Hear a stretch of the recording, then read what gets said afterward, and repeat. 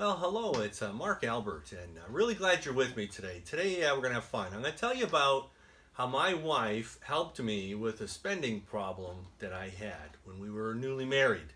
So, in January, this upcoming January 2019, we'll be married 20 years of matrimonial bliss, which is fantastic, and very excited about that. But when we were newly married, I was the spender and she was the saver. And after helping hundreds of couples with their finances, I've come to realize that in most cases, one's the spender and one's the saver. And so when that's the case, oftentimes there can be conflict between financial philosophies in terms of purchasing habits.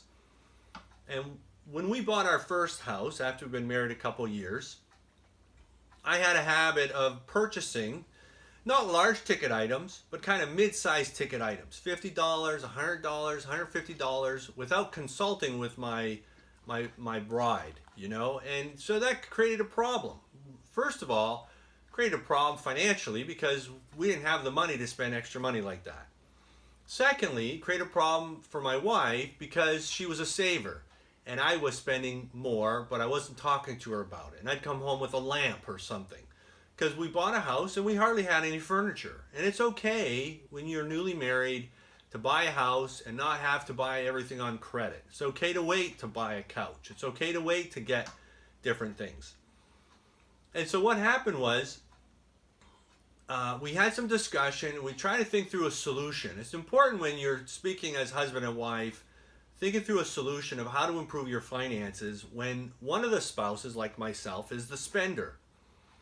And my wife was very gentle. She was very understanding, and she was not lecturing me. She was not saying, you're bad, you do this, you do that. But it was like, how can we improve so that this doesn't happen?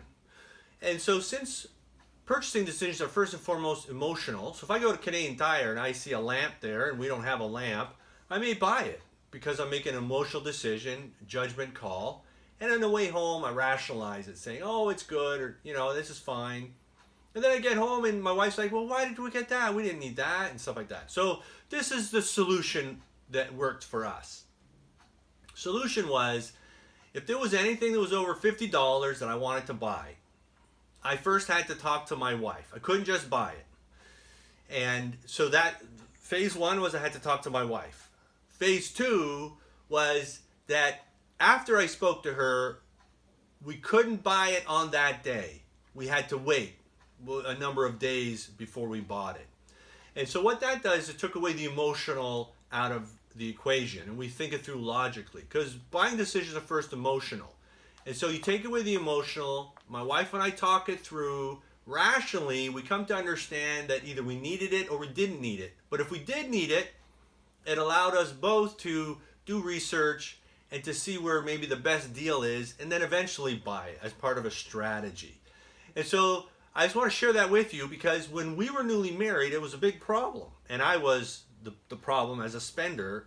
And my wife, as the understanding bride, helped me by helping us both think through a strategy that worked for me, worked for her, and allowed us to spend less money and to have better control of our finances.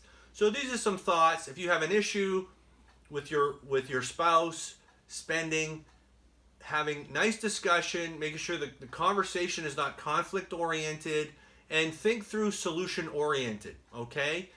And I just wanted to share that with you because it was our experience and was helpful. Listen, thanks for being with me today. Feel free to subscribe, like the video. Have a great day, and we look forward to talking to you soon.